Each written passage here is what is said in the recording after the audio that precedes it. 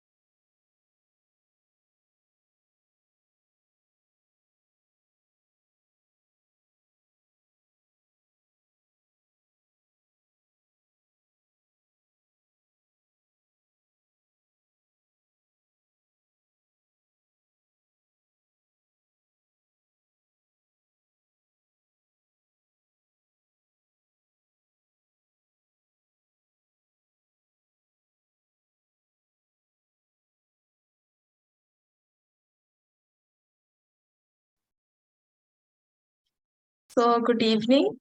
Welcome to the live interactive session.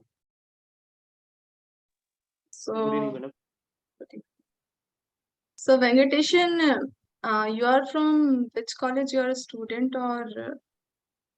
No, madam, I'm not a student. I was working in a pharmaceutical company in Bangalore. Okay. Like 2018, I passed out with chemical engineering. From the 4 years, I'm working.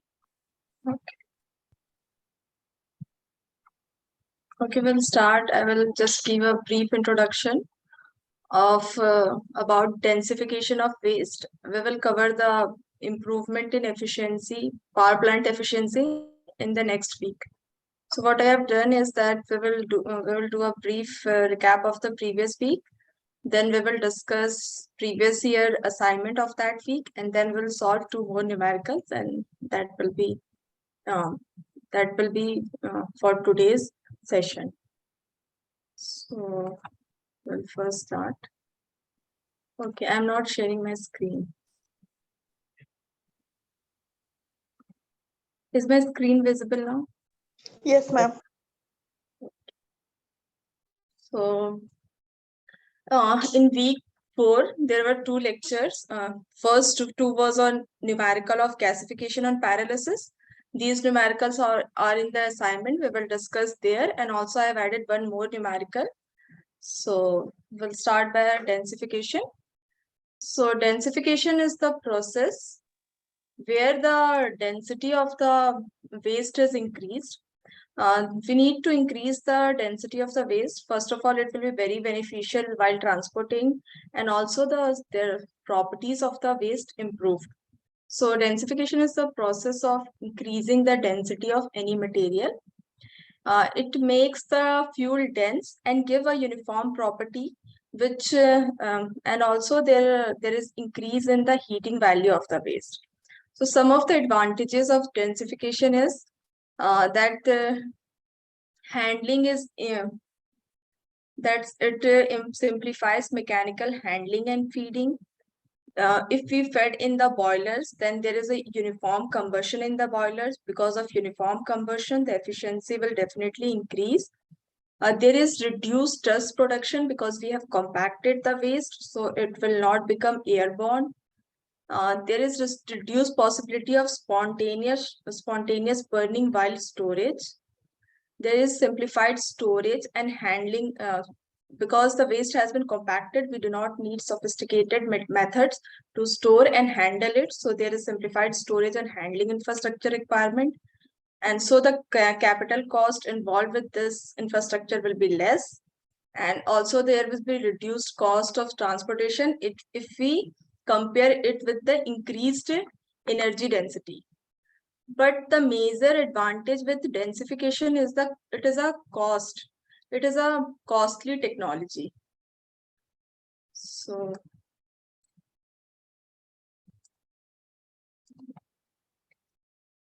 fundamentals of densification, when what happens is when two molecules are near, then van der Waals force of attraction act between these particles.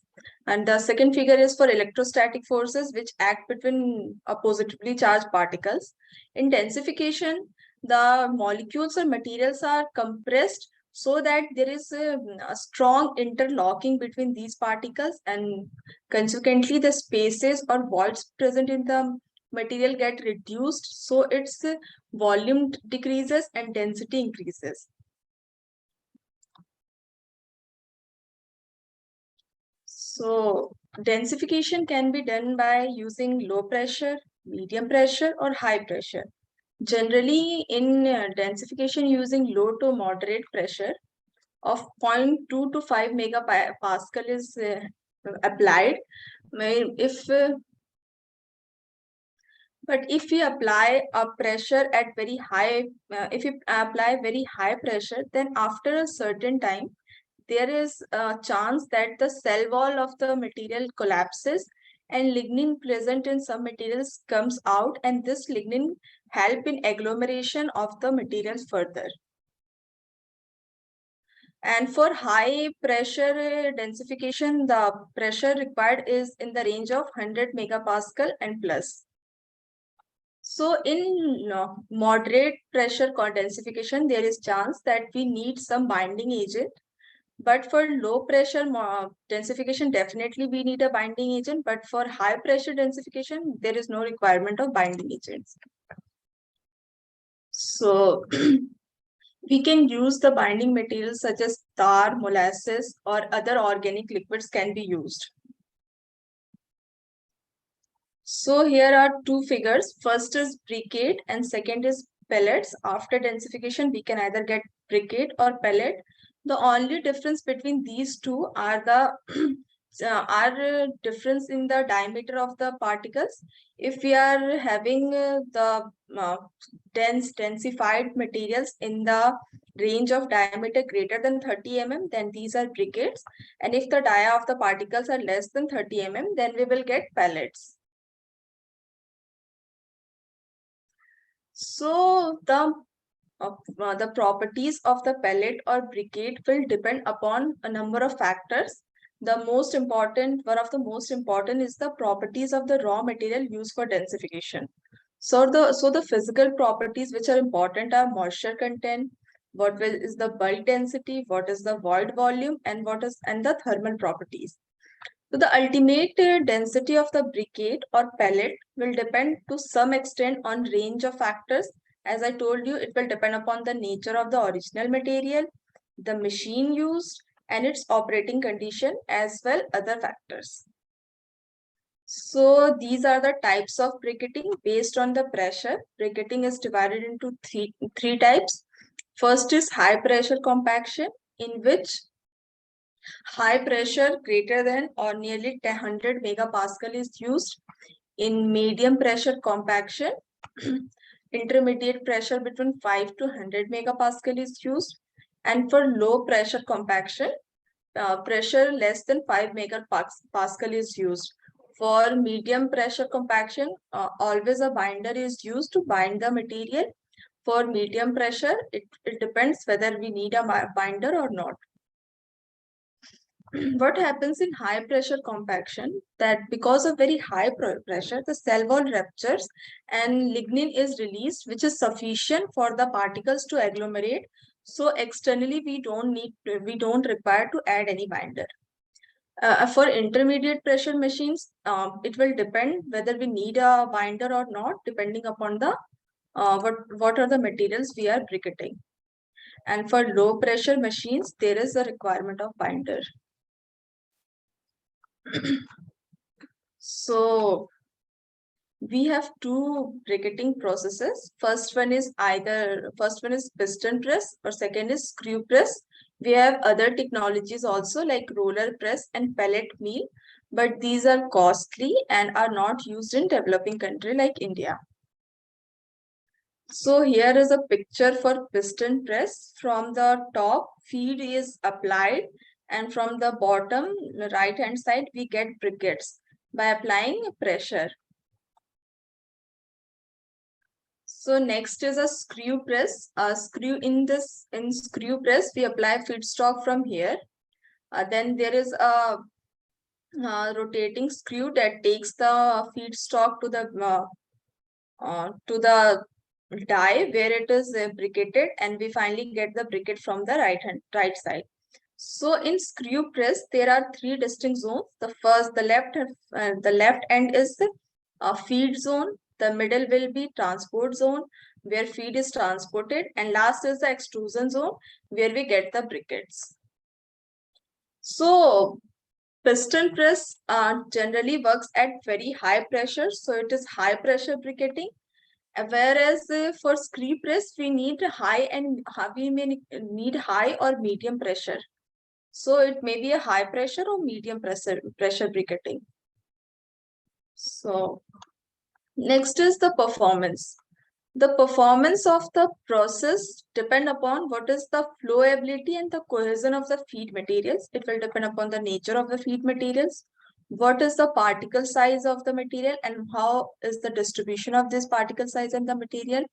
Next is surface forces acting on the material, and last is adhesiveness. So the screw press produces high quality briquettes with homogeneous structure and good combustibility. It also requires very less maintenance. But the disadvantage is that the parts of screw press gets weared very frequently. So the maintenance cost is very high in screw press. So the low pressure operations, for low pressure operations, we do require binders.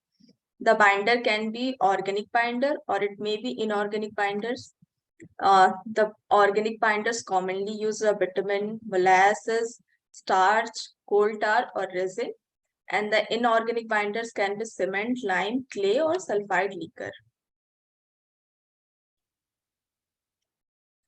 Here is a here is the comparison between screw press, piston press, roller press, and pellet mill. These are the four technologies used for densification. And what are the parameters we get from these briquettes? For particle size from screw press, we get generally particles in the range of 2 to 6. From piston press, we get to 16 to 12. If you see maintenance, then screw press is a low maintenance densifiers, but for piston press, we require very high densification. Also, we can see that the unit density in screw press is lower than piston press. Next is carbonization. After the densification of the waste, we have densified the waste, but if we use the briquettes as it is, then there are some disadvantages, like it produces lot of smoke. There is a chance that that its ignition and burning properties reduces. The briquettes have low heat value and they are not stable under wet conditions. So we need to improve the quality of briquettes. For that, carbonization is done. In carbonization, what we do is we do partial pyrolysis of the briquettes, where the volatiles and burnable gases escape from the material, and what is left is the briquettes, which is used for further heating or other uses. So because these gases like carbon monoxide, methane, some acid, as well as the non-burnable gases CO2 and H2 is released from the material. So finally, whatever product is we are getting will definitely will burn and produce and will have very high heating value.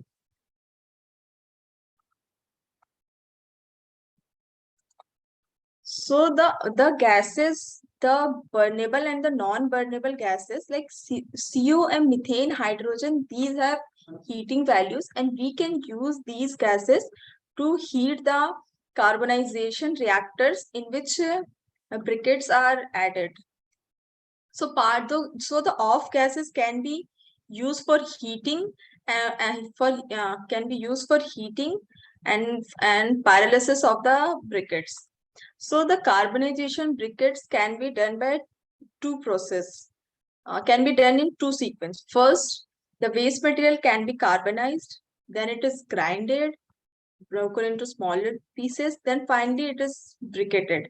Or we can go from first the waste is grinded, then it is briquetted, and finally then it is carbonized. So here is a picture showing this is the raw pine needles. It has moisture content around 9.76. Here is the char which have after making char the moisture content reduced, and here are the briquettes. So because the different technologies are used, so the properties will also differ. So this was the third lecture of week 4. Then we will move to the fourth one.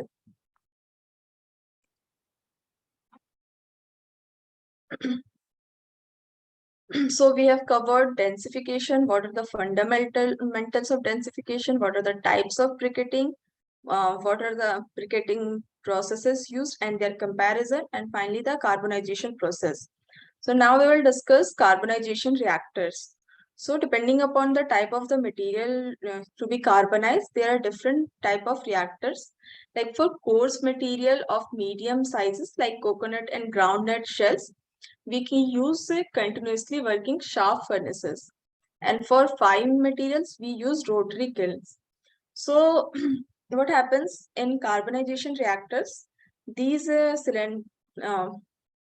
cuboidal, these three cuboids are the reactors in which solid waste is fed, and the whole reactor is heated externally through a combustion process in which either natural gas or other fossil fuels may be used, or the gases, volatile gases, which are coming due to partial pyrolysis can be used to heat this reactor and convert the and partially pyrolyze the solid waste.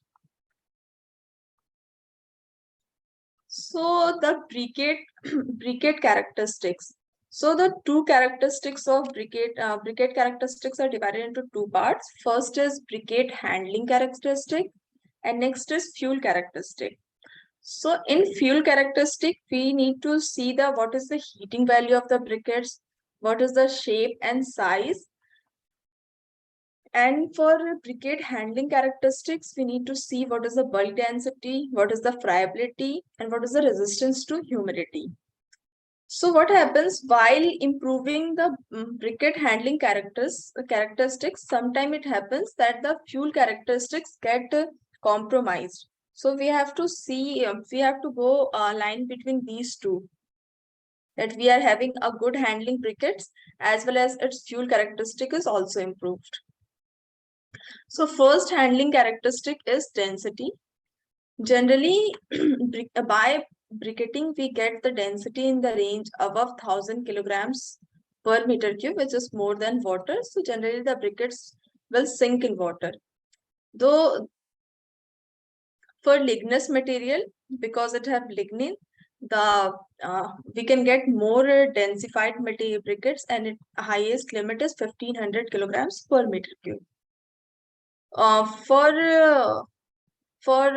hydraulic piston process, we can get less densified briquettes, and the density may be less than 1,000 kg per meter cube.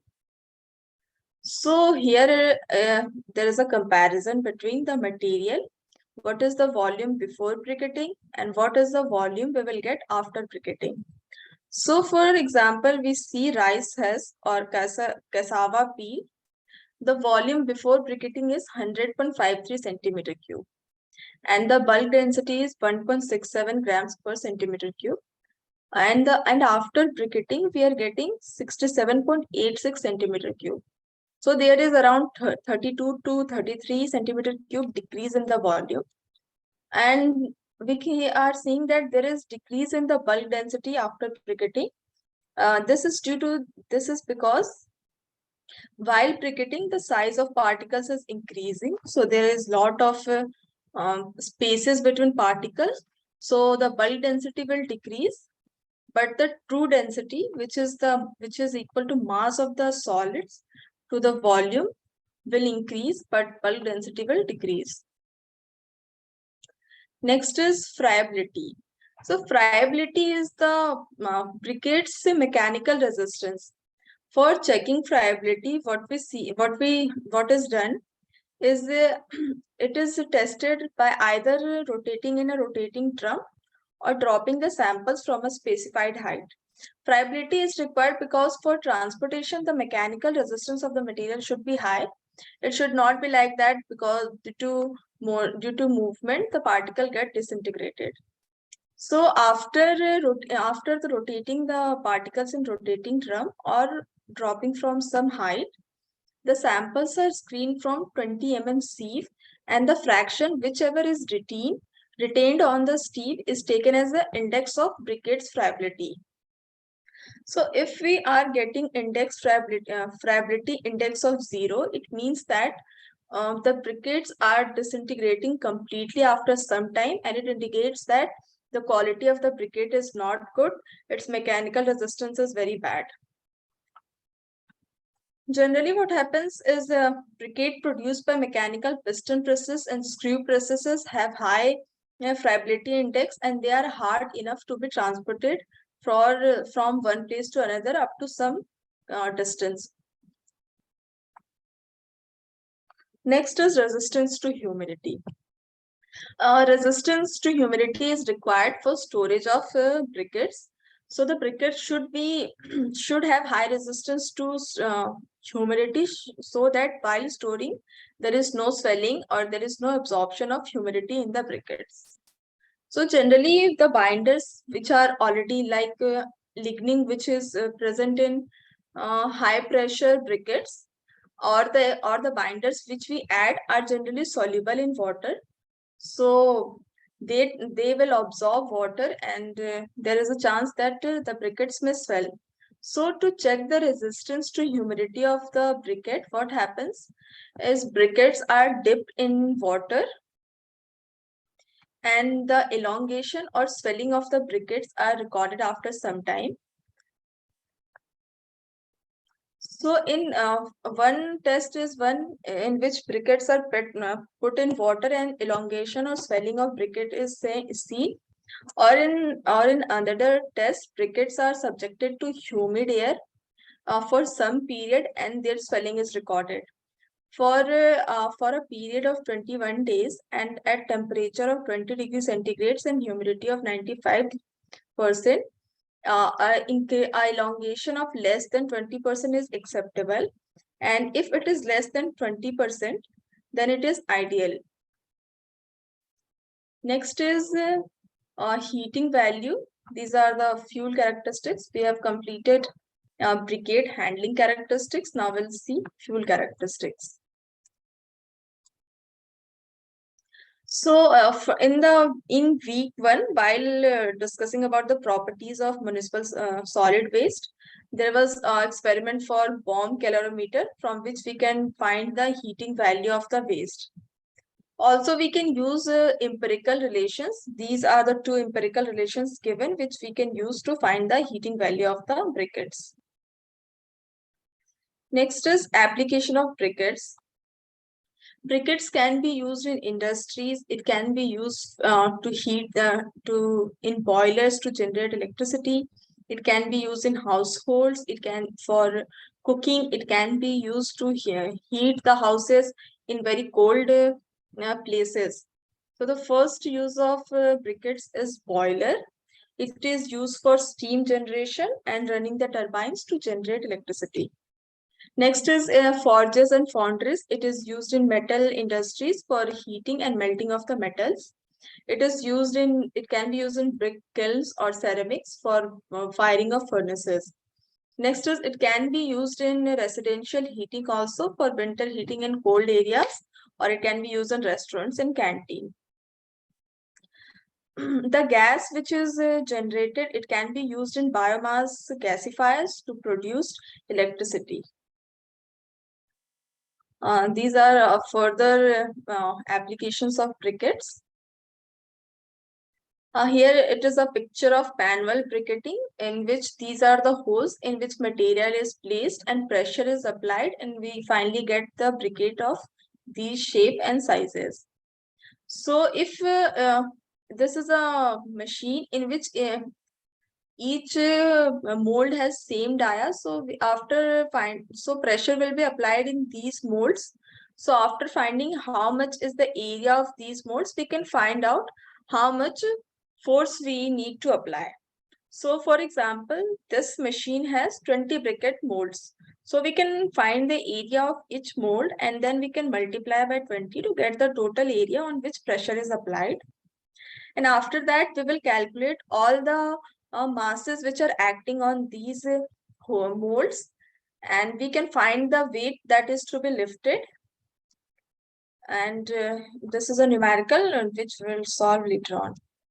So after finding out what is the mass to be lifted by the jack, we will multiply by it by acceleration due to gravity, and we will get to know what is the total weight is to be lifted to briquette the samples.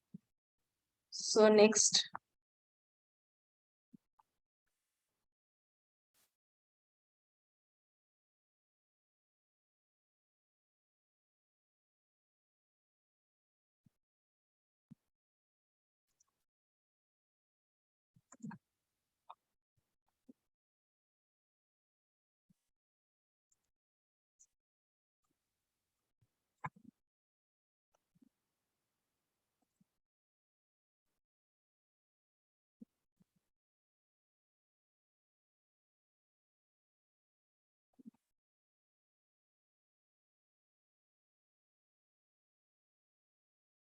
So there's only one participant. So we will now try to solve the previous year questions.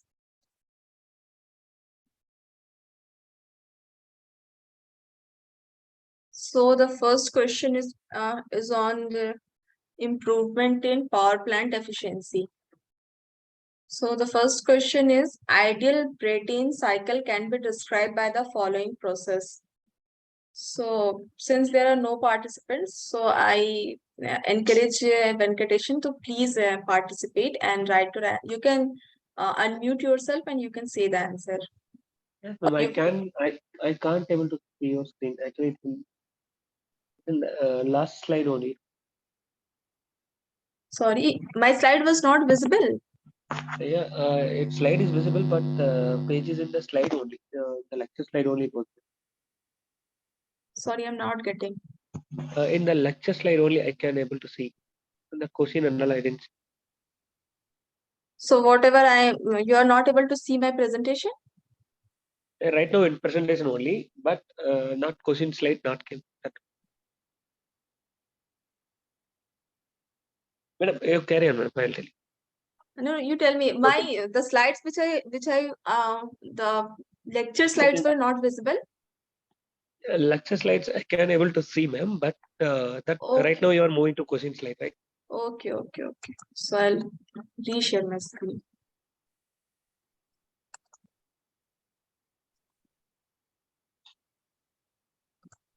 Now is it visible? Yes, madam. Okay, so I'll move to the first question. First question is, ideal Breton cycle can be described by the process step. I'll give you 1 or 2 minutes. You just take your time and you can write your answer in the chat box.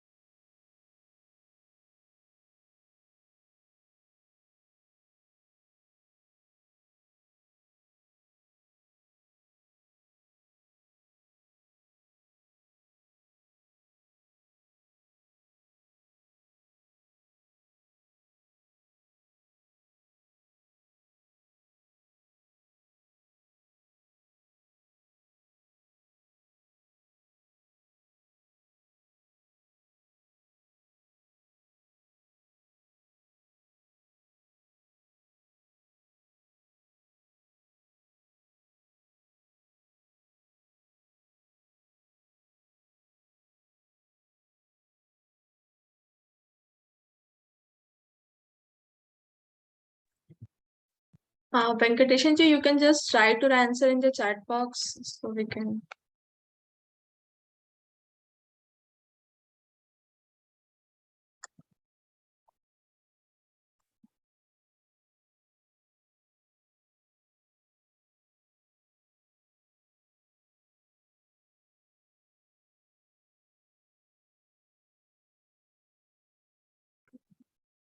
Uh, so you are right. The correct answer is D. What happens in ideal Breton cycle on which gas turbines are based? First, the air and fuel are pressurized, and then in the second step it is burned, combusted, and further the heat exchange takes place where the compressed air expands and the energy is transferred to the turbine moves, and finally in the fourth step, after after expansion of the gas, the air is rejected out, and that is the step 4. So the first step is isentropic pressure process, in which ambient air is drawn and compressed and pressurized. And in second step, the compressed air is combusted. Uh, the compressed air is used to burn the fuel, and that the heated fuel, a gas or air, is further taken to the turbine, where the energy from the gas is transferred to turbine, and finally the uh, gas is rejected out in the atmosphere. So Madam, in the same principle only it is working the vehicle also, right?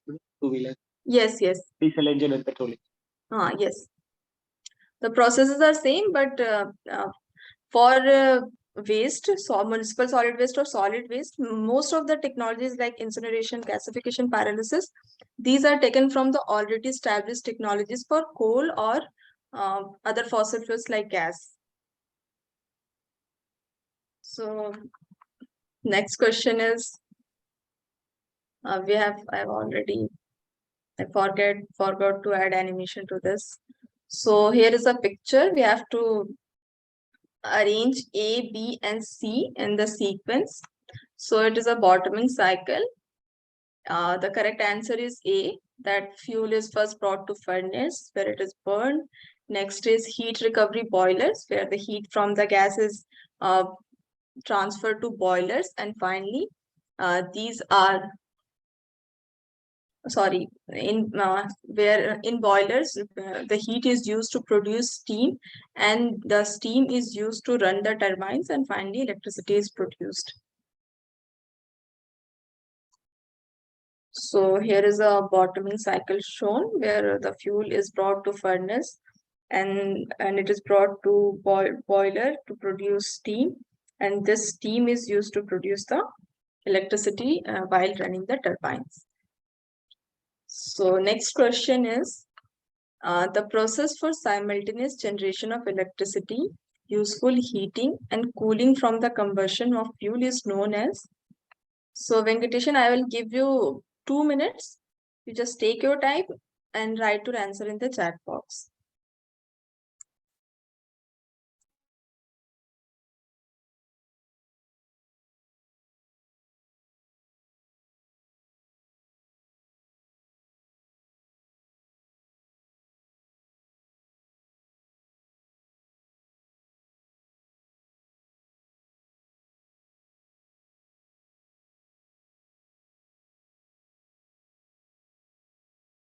So there is one more participant, 3011502.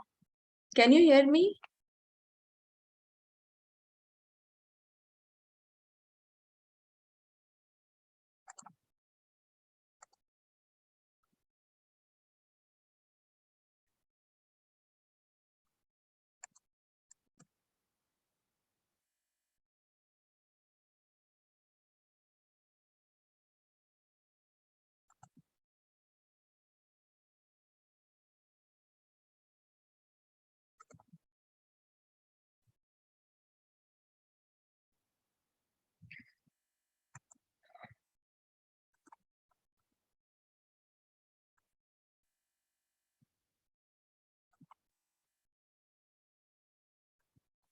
So the answer is C.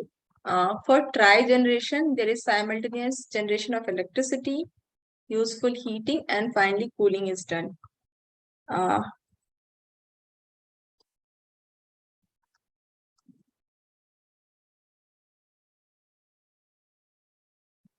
So carbonization is the process for the briquettes to improve their heating values. Densification is the process to compact the waste, and in tri-generation, it is the sorry. So tri-generation is combination of cooling, uh, uh, uh, generation of electricity, useful heating, and cooling from the combustion of a fuel. And cogeneration is the simultaneous heat generation and useful heat. In cogeneration, cooling is not done along with useful heating and generation of electricity. Madam, in the next lecture, we'll discuss in this, right, madam?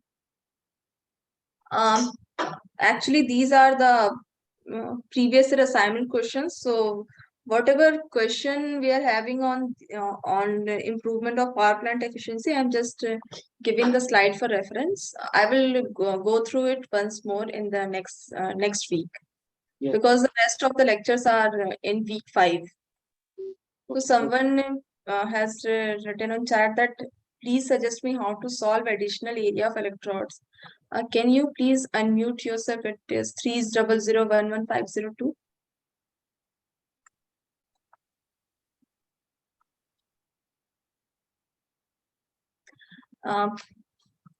If you have doubts related to, because we are discussing week 4 previous year questions, if you have, I think the concept of electrodes are in week 5. Am I right?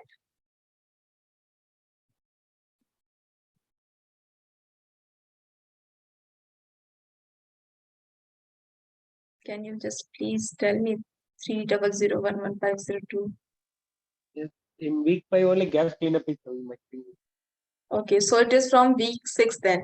So we will discuss that in next week, because we are here for week 4 where the week 4 material will be covered. If you have doubts related to assignment or anything, you can just post in the NPTEL portal and you will definitely get a reply from the team.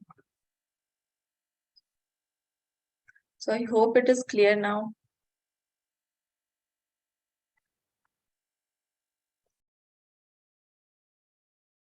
So if there is no velocity given, you just raise your question there is one section where you can raise your doubts. You just post your doubt there, and you in 1 or 2 days or maybe 3 or 4 days, you will get a reply from the NPTEL team. And if there is no drip velocity, that question will not be counted for evaluation. Okay. Okay, we'll move forward then.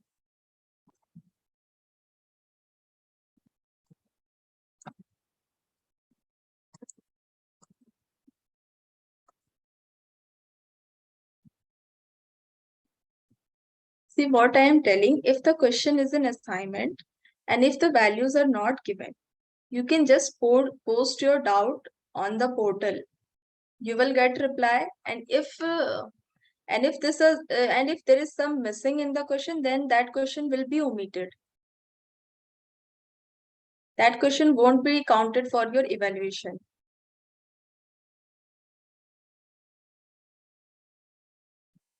Hope I am clear. Can you just confirm?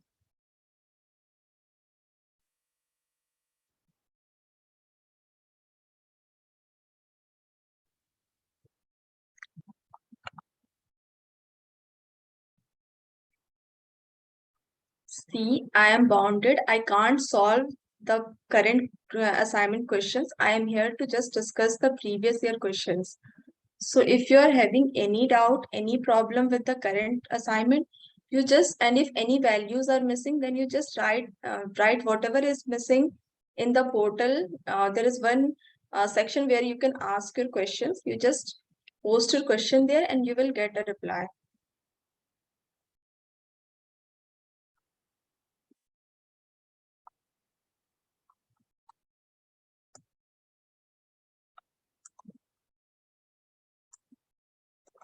Uh, is your doubt clear? Can you just please confirm once?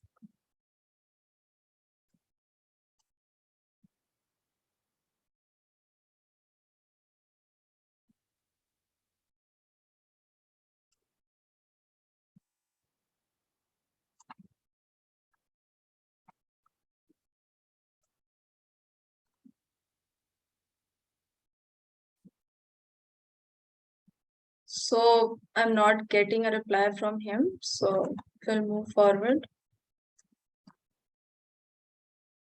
So it is also a request to please write at least your name as username in Zoom, because this person name is written as 0300. It is some number. I think it's roll number or what. It's a request to use your name as username so that I can identify you. So we'll move for there is one more participant. So Soham, what we are doing is we are discussing the previous year questions. So I encourage you to please participate and write your answers in the chat box.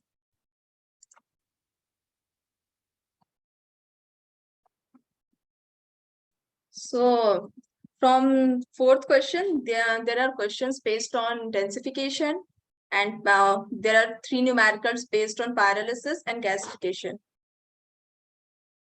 Okay, Hitesh. Hitesh, am I able to clear your doubt? Like, you got my point?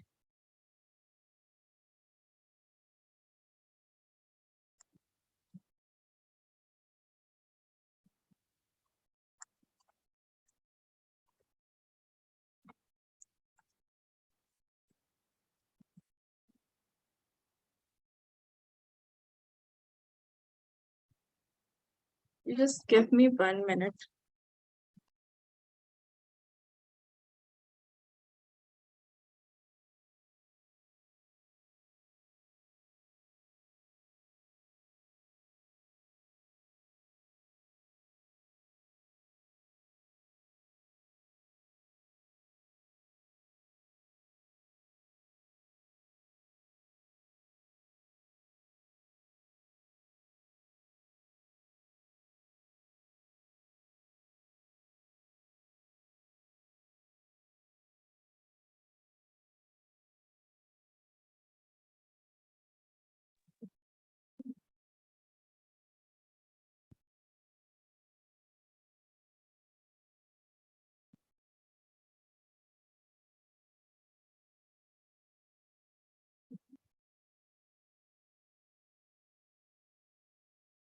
See, Hitesh, are you able to, am I audible to you?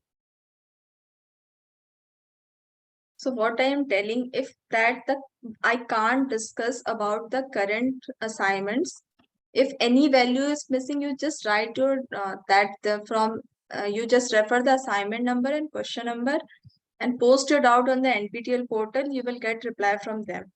Please do not send questions to me. You just write your doubt in the portal. Am I clear now?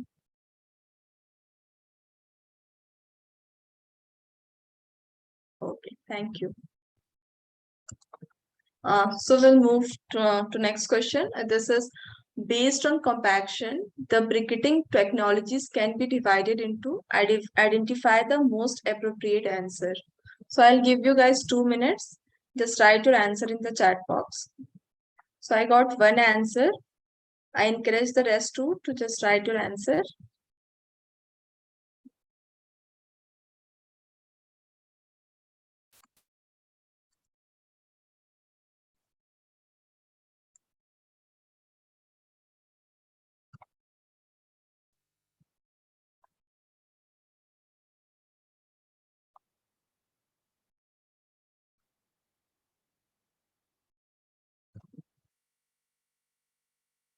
So I got 2 answers. Only Hitesh is left.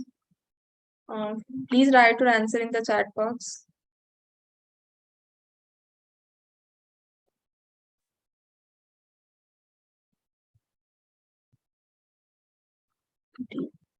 So the correct answer is D, that based on compaction, there are three types of briquetting: high pressure, medium pressure, and low pressure. So the answer is all of the above.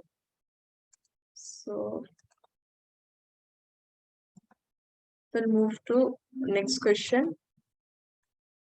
So we have to identify the briquetting process technology in the figure given below. This is the figure. We have to write which technology is this for briquetting, whether it is screw press, piston press, rotary press, or none of these. Just I'll give you 2 minutes. You write your answer in the chat box. So I got one answer.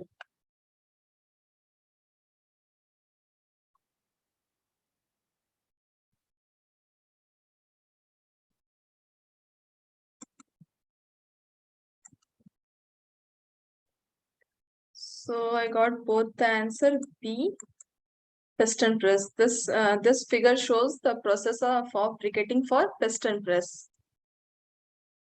Next is friability index of 0 indicates adequate briquette quality, inadequate briquette quality, moderate briquette quality, or best briquette quality. So you try to answer in the chat box like usual.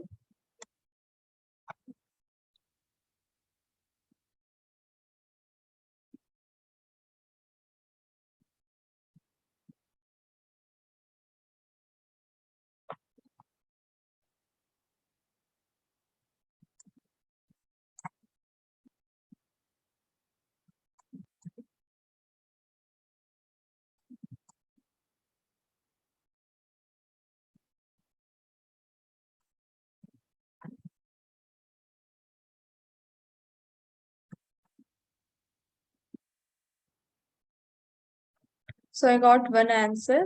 Soham, you also write your answer in the chat box.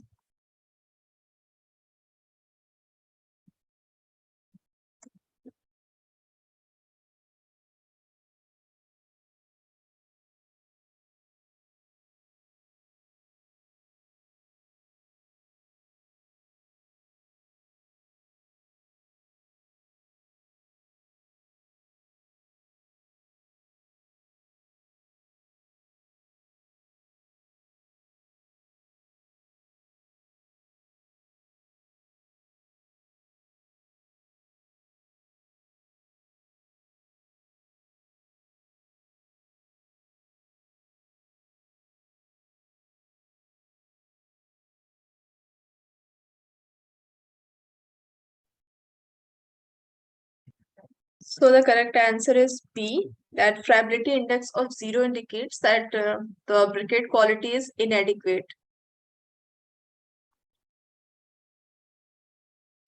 Next is immersion test is used to understand the A, heating value of briquette, B, friability of briquette, C, resistance to humidity of briquette, or D, bulk density of briquette. So I will give you guys 2 minutes because I'm getting answer only from Venkateshan. So I encourage Soham, you also please participate and you write your answer in the chat box. I'll wait for 2 minutes.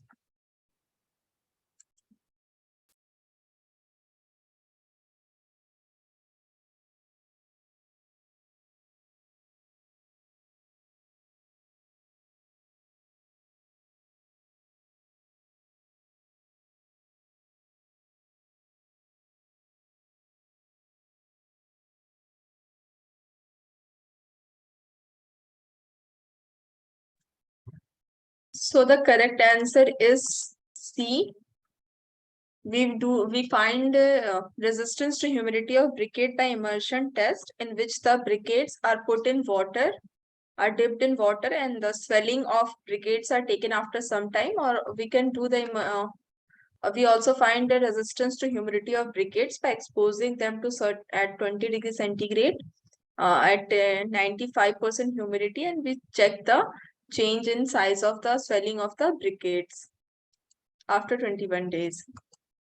So 8, 9, 10, these three questions are numerical. So what I will do, I will give you 5 minutes. You just solve, take your time, solve the question and just write your answer, whatever you get in the chat box. So the first question is, in a municipal solid waste gasifier, air flow rate and feed flow rate are 10 m Newton meter cube per second and 10 kg per second, respectively. The municipal solid waste does not contain any sulfur, nitrogen, and chloride. The syngas contains are given, and in which CO is 40%, CO2 is 2%, hydrogen 30%, methane 5%, and acetylene C2H2 2%. We have to calculate the rate of production of syngas in Newton meter cube per kg of MSW.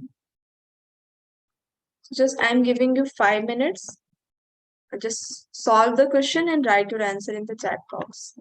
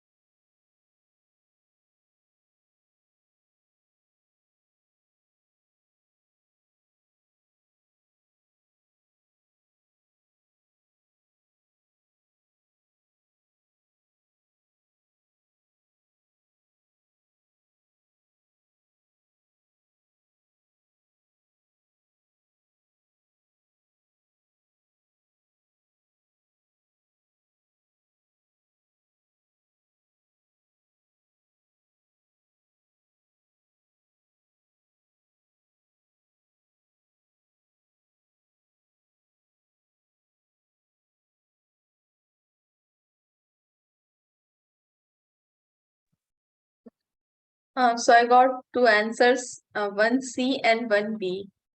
So I'm giving you 1 more minute. Both of you just cross-check your calculations.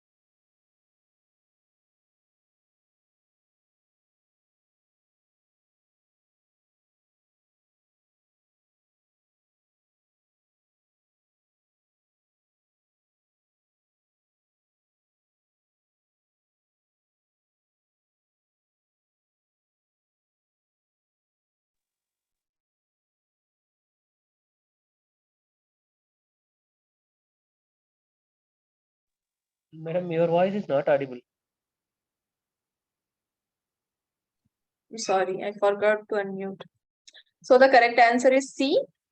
We can calculate the fuel gas production, yeah, normal meter cube per kg, using the formula air flow rate in normal meter cube per second into 0.79 upon 1 minus percentage of CO, CO2, hydrogen plus methane plus C2H2 by 100 into feeding rate in kg per second.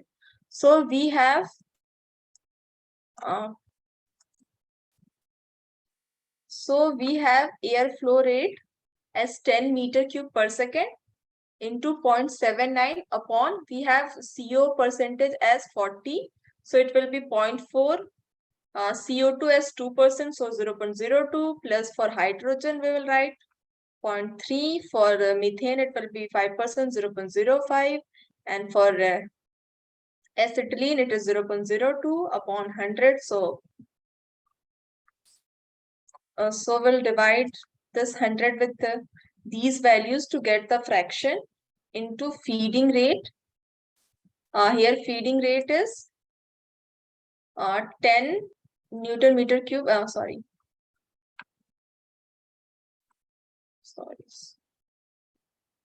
So we'll put the feeding rate as 10 and we'll solve it and we'll get as 3.76 normal meter cube per kg. So if you remember this formula, we can easily solve this. Airflow rate is 10 normal meter cube per second. These are the percentages, percentage of each gas component in the gas. We have divided it by 100 to get the fraction, and then we'll multiply the feeding rate, which is given as 10 kg per second. After solving, we will get the rate of production of syngas as 3.76 normal meter cube per kg. So the correct answer is C, not B. So we'll move forward. So this question is based on densification of solid waste. It says a 10-ton hydraulic jack was used to lift the machine components and compress the briquettes. Pressure read from the pressure gauge connected to hydraulic jack is 20 kilonewton per meter square. The machine has 20 modes. We have to find out the compaction force. So I'll give you 5 minutes. Just go through it, solve, and write your answer in the chat box.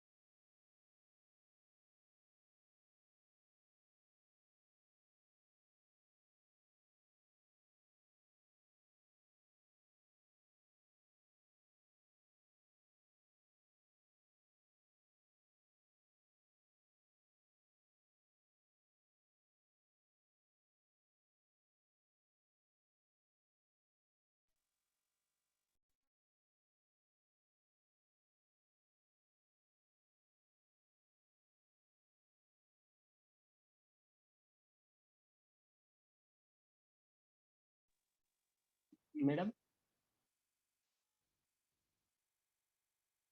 Yes.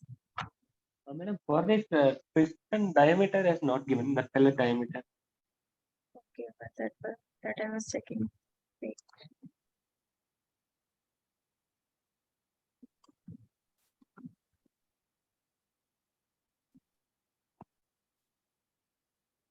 Can calculate the total area of the pellet, the total area of the pistons, and dividing with the total area, sorry, the pressure in the pressure guard hydraulic jack multiplied by the total area is the cost for the company, right, madam?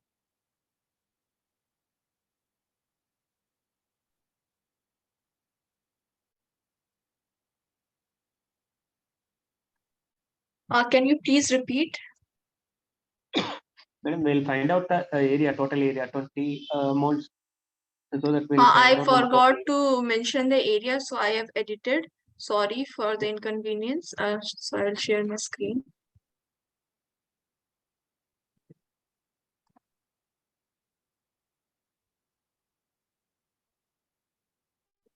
So sorry.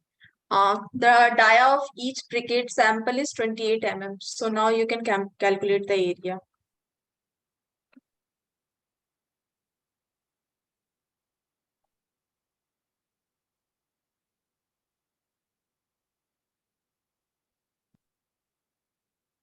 So I'll give you 3 more minutes. So it was a mistake from my side that I forgot to mention the dia.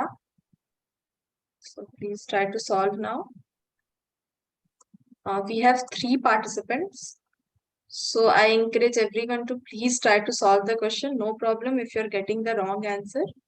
So just try to solve and write your answer in the chat box.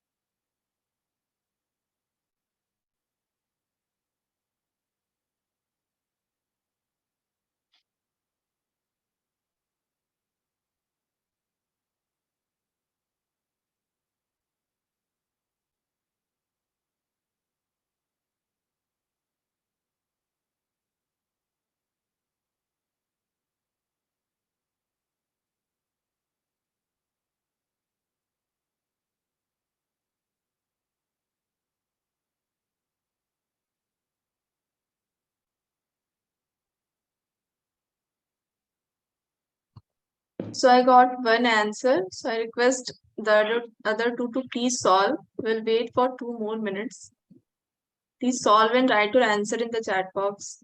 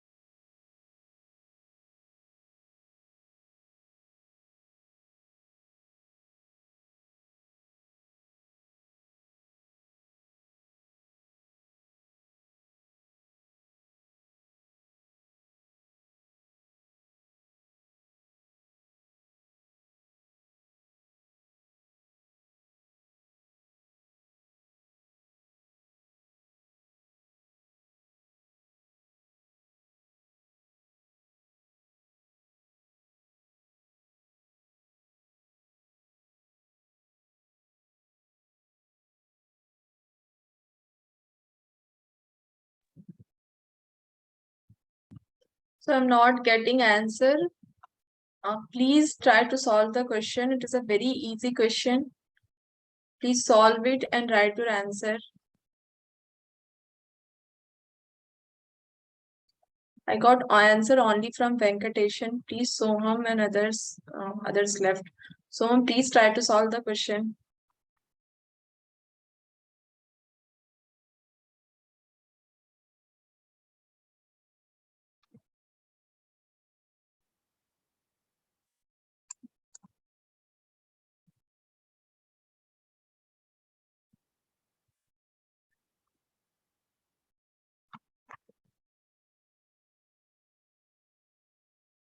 So Soham is not responding, so I'll move forward.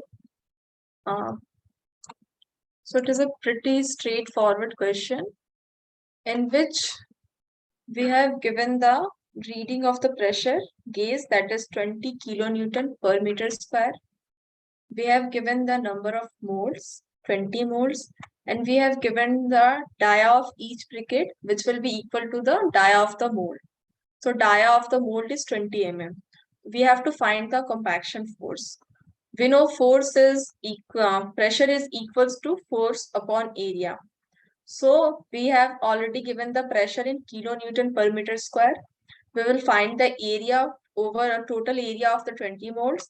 We will multiply it with pressure and we will get the force. So answer is of A, Venkateshan is correct. So we'll assume FC as a compaction force, PC as a compaction pressure. We have to find the compaction force. The compaction pressure is given, that is 20 kilonewton per meter square. We will assume AC as the total compacted area. Total compacted area is equal to the area of each briquette or area of each mold, cross-sectional area of each briquette or cross-sectional area of each mold into number of briquettes produced at a time. We have number of molds 20, so number of briquettes produced at one go will be 20, and cross-section when we will find the cross-section area of each mold.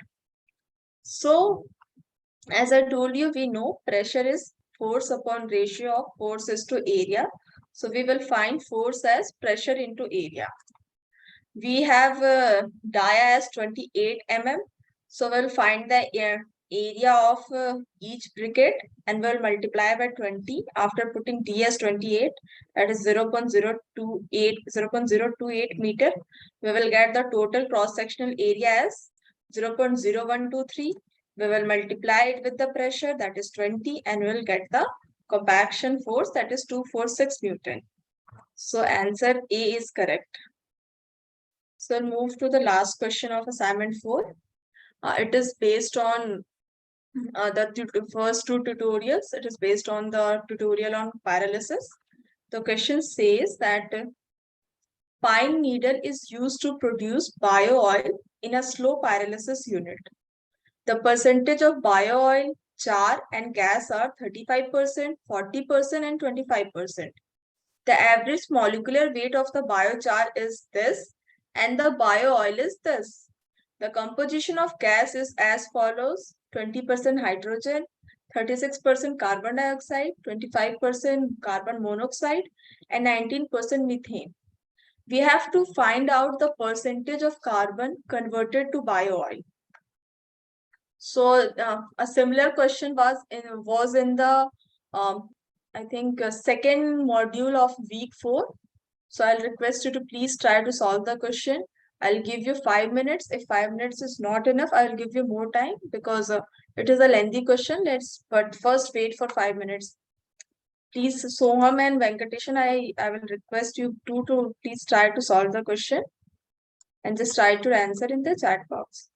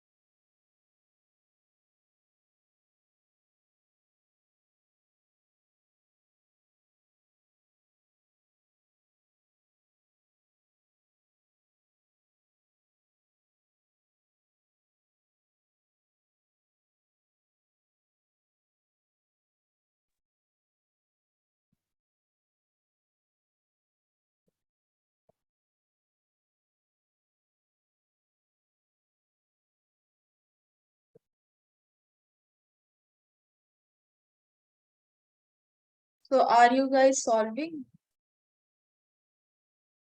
Should Yes, madam, we are solving. okay, I'll give you 3 more minutes.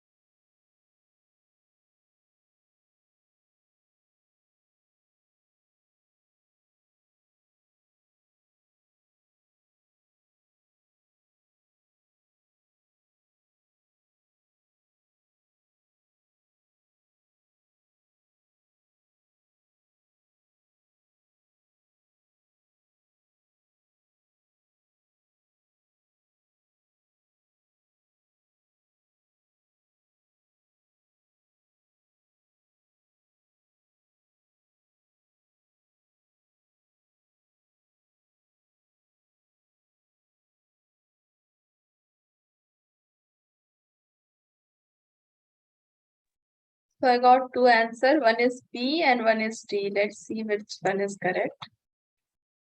So the correct answer is 37.03%. So let's see how to solve the question. In the question, we have been provided the molecular formula for bio-oil and biochar. We have given the percentage of bio-oil, biochar. No problem. We have given the percentage of bio-oil, biochar and gas.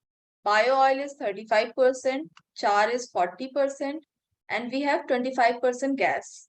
So we will take the basis as 100 gram of pine needle. So out of this 100 gram, we have 35% bio oil. So the bio oil production is 35 grams. We have 40% as char. So the char produced will be 40 grams. And we have 25% of gas produced. So the gas will be out of this 100, the 25% is 25 grams. Now we have molecular formula for bio oil. That is CH 1.47O 0.36 HN 0.005. So we will find the molecular formula, or what is the molecular weight of this bio oil. We will multiply the we will multiply with the atomic weight of carbon, hydrogen, oxygen, and nitrogen, and we will get the molecular weight of bio oil. So we have 1 mole of carbon in 1 mole of this bio oil. So 12 into 1 plus 1.47 moles of hydrogen into 1 plus 16 is atomic mass of oxygen into 0.36. That this is the moles of oxygen in 1 mole of bio oil.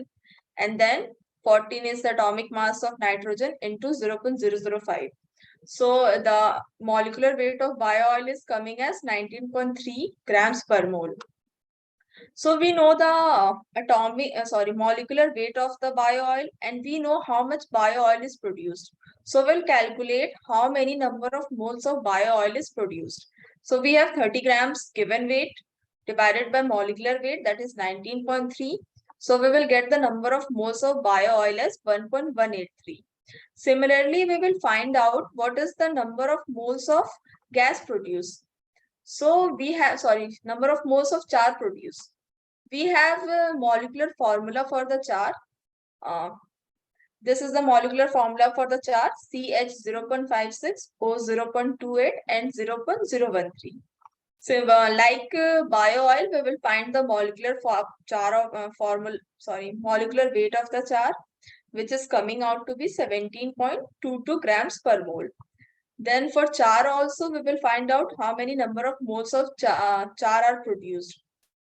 So we have 40 grams of char. So we'll divide 40 by molecular weight, that is 17.22, and we will get the number of moles of char as 2.323. Now we will do the calculation for the gas. We have already been given the composition of gas. Now we have 20% hydrogen, 36% CO2, 25% CO, and 19% methane. So we'll find the average molecular weight of the gas. So out of the 100%, we have 20%, that is 20% of hydrogen. So 0.2 into molecular mass of hydrogen, that is 2.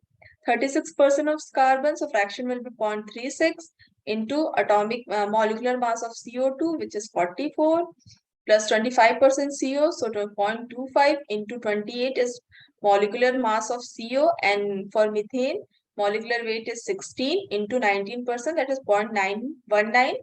We will get 26.28 grams per mole as the average molecular weight of the gas. We have already given that the gas produces 25%. So we know that the gas production is 25% and the average molecular weight is 26.28%. So we will find out how many number of moles of gas are produced per 100 gram of pine needle. So we have calculated the number of moles of bio oil. We have calculated the number of moles of char, and we have calculated the number of moles of gas produced. So now we have to calculate what is the percentage of carbon converted to bio oil. So for the gas components, the volume percentage will be similar to mole percentage for a given conditions of temperature, pressure, volume, and moles have linear relationship. So the percentage of volume will be similar as percentage for moles.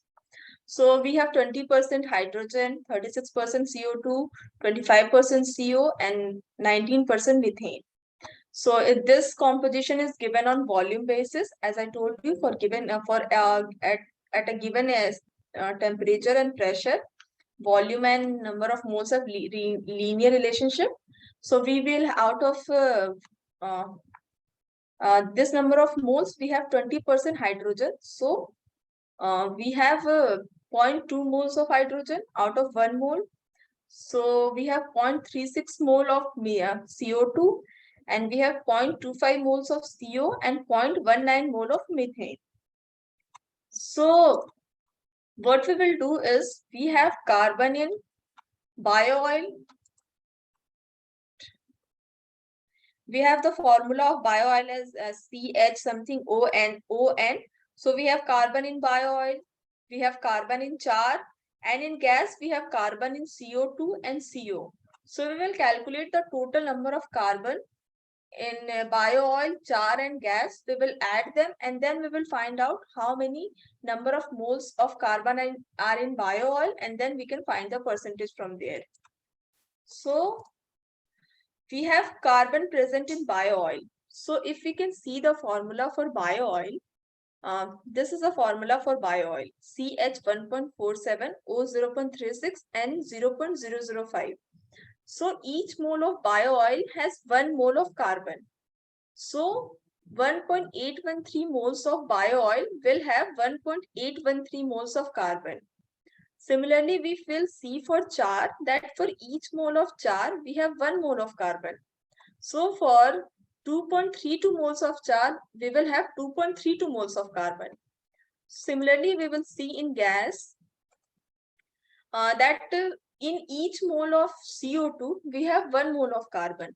So for 0.36 mole of CO2, we will have 0.36 mole of carbon.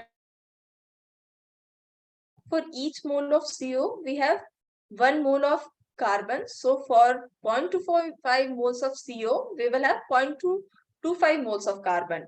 And similarly in methane, 1 mole of methane has 1 mole of carbon. So 0.19 mole of methane will have 0.19 mole of carbon. So we will this composition is for 1 mole of gas, but the number of moles of gas is 0.9512. So we will multiply by that and we will get how much carbon is present in gas. So it is coming out to be 0.761. So we will calculate the total number of moles of carbon in gas, char and bio oil. This is for bio oil, char and gas. It is coming out to be 4.89, and from this we can find out the percentage of carbon in bio oil. We have 1.813 carbon number of moles of carbon in bio oil, so we will divide 1.813 upon total number of moles and multiply by 100 to get the percentage. So it is coming out to be 37.03%. So correct answer is C. I think, sorry, D. So correct answer is D. So I have given one more question, which is based on gasification. Since there was no numerical in the assignment on based on this question, so we'll try to solve this question. So it is also a very lengthy question. So first I will give you a brief, what I say, I'll give you a hint to how to solve the question. Then I'll give you some time. You just try to solve it. So we have a municipal solid waste and its formula is being given. We have C760, H2980, O874.7, N12.7 and S1. So if the above waste material is gasified in a fluidized bed reactor, what will be the composition of the syngas when waste to oxygen ratio is maintained as 0.8? So this ratio is in the mass to mass basis, and steam to municipal solid waste ratio is also maintained as 0.1. This ratio is also given in mass of steam to the mass of MSW. And again, one assumption is given that assume CO2 hydrogen ratio in syngas as 2:1. And we have to ignore any impurity present in the syngas, and we have to find out the percentage composition of the syngas. So for solving this question, what we'll do with that, we will assume that the MSW has this composition. For gasification, we add steam, so it will be H2O, and we add oxygen, so it will be O2. After reacting, we will get CO2, hydrogen, CO, nitrogen, SO2 and H2O. So we have already given the formula for MSW. We know A, B, C, D and E. But we don't know these stoichiometries F, G, H, I, J, D, K, M. So we will calculate these by using component mass balance for each element. We will do the mass balance for carbon, hydrogen, oxygen, nitrogen, sulfur. We will get some equations. We will solve that equations, and the number of equations are less than number of unknowns.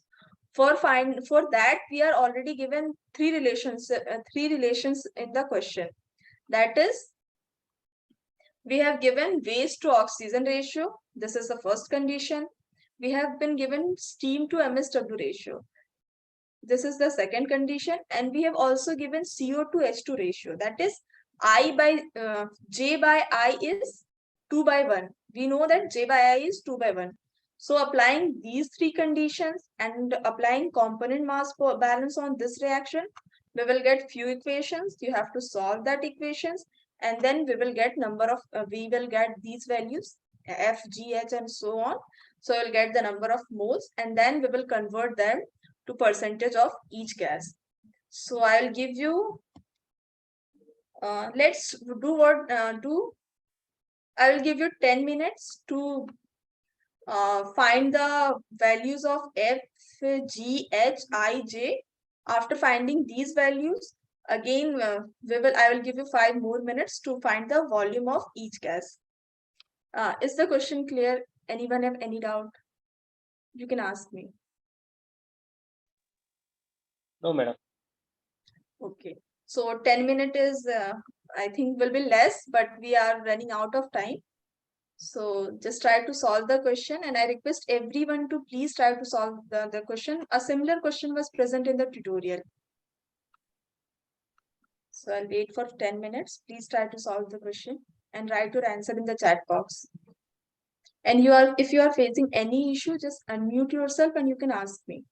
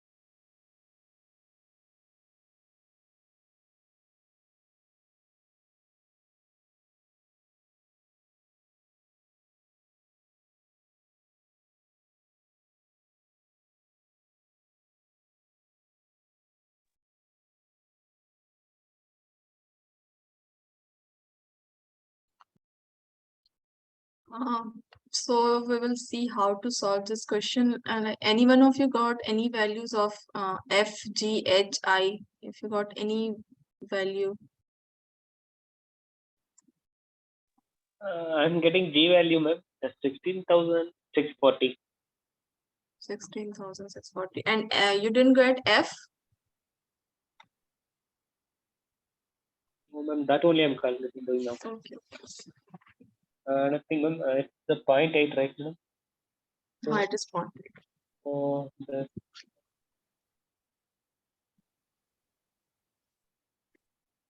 So we will, yes.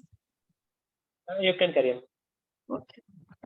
So we'll see this is a state question, but there is a lot of calculations because we have to find 1, 2, 3, 4, 5, 6, 7, 8 values. So it is requires a lot of calculation. So we'll see how to solve the question. We have been given the MSW molecular formula. So we have C760H2980O874.7, nitrogen 12.7, and sulfur as 1. So I have already given you the combustion reaction. It will be 1 mole of this MSW will react with F mole of H2O and G mole of O2 to give H mole of CO2, I mole of hydrogen, J mole of CO, D by 2 moles of N2, K mole of SO2, and M mole of H2O. So we will do mass balance for each component. First, we will do for carbon. So number of moles of carbon in the reactant side will be equal to the number of moles of carbon in the reactant side. This is not for carbon. For every element, the number of moles in the reactant side will be equal to the number of moles in the product side. So we have A moles of carbon. So A equals to, we have H plus we have J moles of carbon in the reactant side. So it will be equal to H plus J, and A is given as 760 in the question. So we got one equation. So we will again do the mass balance for hydrogen. We have B plus 2F, that is H2O, we have F moles. So 2F equals to 2I plus 2M from H2O. Again, we will do for oxygen. So in the reactant side, we have C moles of oxygen plus F moles of O from H2O and 2G from O2. That will be equal to 2H from CO2, J from CO, 2K from SO2, and M from H2O. So we got 3 equations, and again we will do for nitrogen. So for nitrogen, there is on the product we are getting is N2. So here D equals to will be equals to D by 2 because number of moles of nitrogen and in the product and reactant side should be equal. So D will be 12.7 by 2 it will be. Sorry, it will be 12.7 divided by 2. So for SO, and again we will do for sulfur. In the reactant side, we have E moles of sulfur, and in the product we have K, and there is no other component of sulfur. So E equals to K equals to 1. So we have 5 equations, and we will try to find out more equations from the conditions given in the question. So first we will find out what is the molecular weight of 1 mole of MSW. So it has 760 moles of carbon. So 760 into 12. For hydrogen, 2980 into 1. For oxygen, 16 into 874.7. For nitrogen, 14 into this plus 32 into 1. So we are getting the molecular weight of MSW as 26305 grams per mole. Now, we have been given in the question that waste to oxygen ratio in mass by mass is 0.8. So we have mass of waste, that is mass of MSW upon mass of O2 equals to 0.8. So we will find out how many moles of oxygen is required per mole of MSW. So mass of oxygen will be mass of MSW divided by 0.8. This is 3288.25.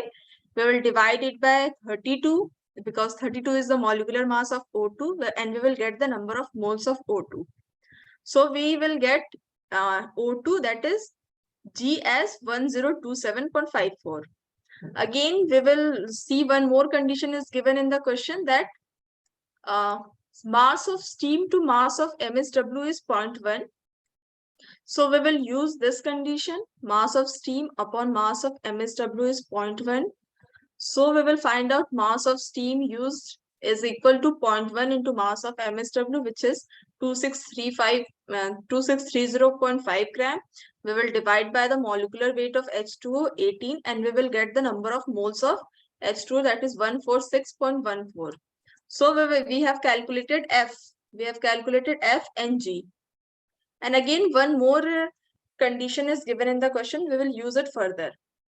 So we will see from equation 2, B plus 2F is equals to 2I plus 2M. So we know the value of B is 2980. We have calculated F as 146.14. So we'll put value of B and F and we will calculate I plus M as this. So we again got one more equation. We will number it as 6. So one more condition is given in the question is that the ratio of carbon dioxide to hydrogen is 2:1. And in the equation, CO, number of moles of CO is J and number of moles of H2 is I. So we have J by I is 2. So J is 2I. So we will use this, this relation to manipulate the previous equations. So from equation 1, we have H plus J equals to 760. So we will put J as 2I. So H plus 2I is 760. And again, we will do some calculation in equation 3. C plus F plus 2G is 2H plus J plus 2K plus M. We know C, it is 874.7 moles of oxygen. We know F, we have calculated 146.14. We have calculated G as 1027.54. And again for H, we know H is 2I. So we will put H as 2I. So we got 2H plus 2I plus M equals to this. Now what we will do, we will subtract equation 7 from equation 8. And we will get one relation, that is H plus M as this. And again, we will do further manipulations. We will subtract equation 6. This is equation 6. I plus M is 1636.14. We will subtract that from 9 and we will get H minus I as this. Again, we will do manipulations in equation 10 and 7.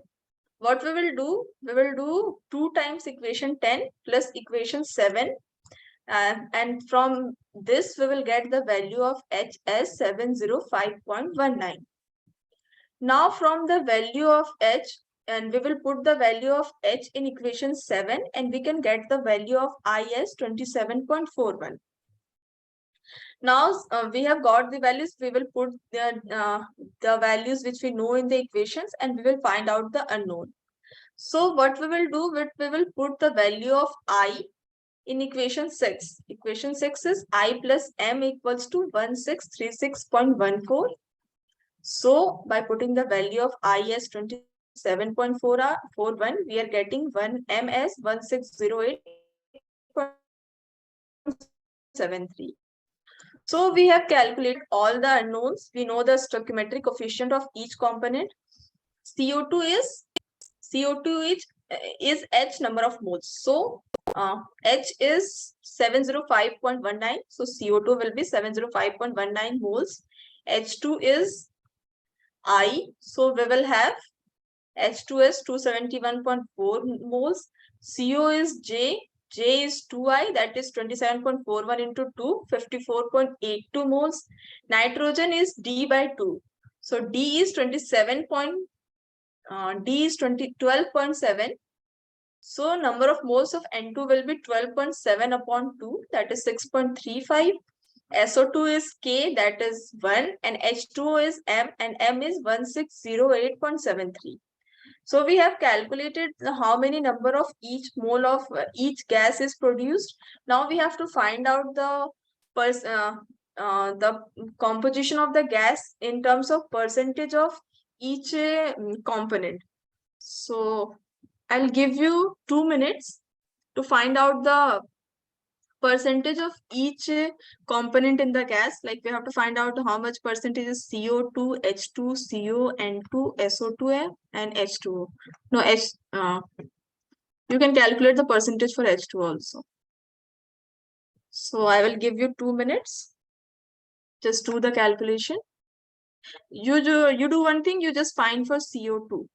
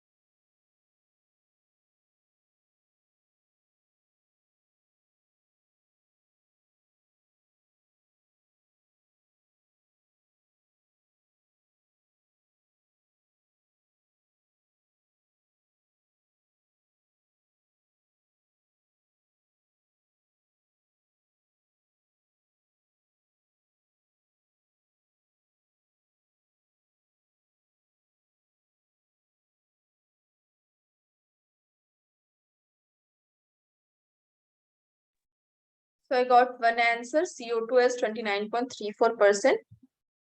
What we have to do, we know that for at a given pressure and temperature, volume percentage and mole percentage is same.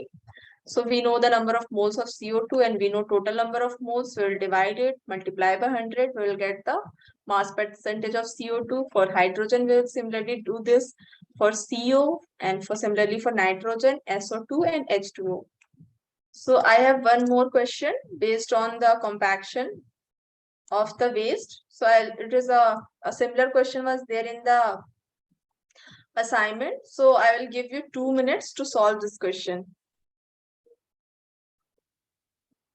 Just solve it and write your answer, what the value you are getting in the chat box.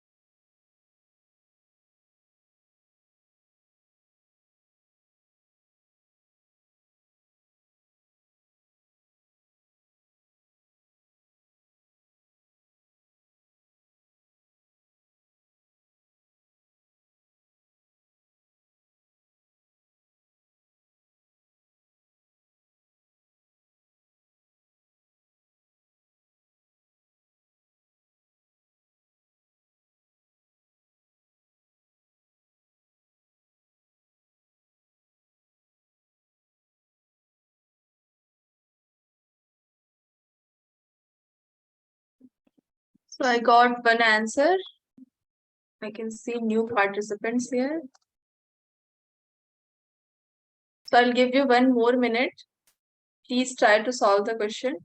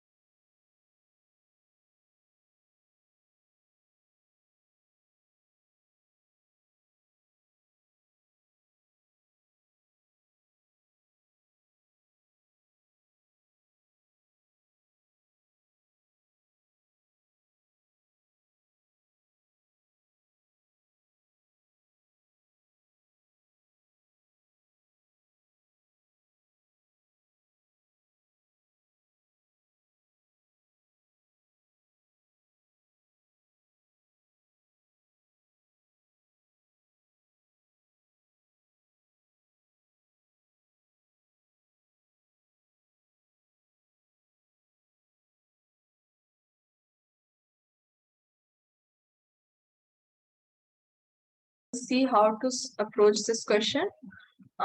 We have been given the compaction pressure. It is 17.5 kilonewtons per meter square. We know the number of moles and we know the dia of each mole. So first we will find out the total we will find out the cross section area of each mole. We will multiply it by number of moles and we will get the total cross section area on which the force is applied. And as we know, pressure is equals to force per unit area. So what we will do, we know the pressure, it is already given in the question, and we will multiply it with the total cross sectional area and we will get the force. So let FC is compaction force, PC is compaction pressure, and AC is the total compacted area. So to calculate total compacted area, we need the number of briquettes produced at a time. It is 30 into cross-sectional area of each briquette sample. It will be pi by 4 into d square. D is 0.3 meters here. So we know pressure is force per unit area. So we will find out force as pressure into area. So first we'll find out the total compacted area. It is number of briquettes 30 into area of cross section of each briquette sample, that is pi by 4 into d square. D square is d square is 30 mm. So it will be 0.0212 meters square, and for FC we will multiply it with the compaction pressure, that is 17.5 into compacted area 0.0212, and we will get the force as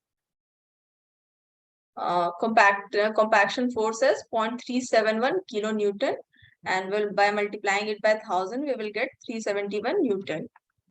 So that's all for today. Thank you so much for joining. Have a nice day. And I request you all to please join next week also, and please try to be on time and try to participate in the session. Thank you so much for joining. Yeah, you can leave now. Thank you. Okay, thank you.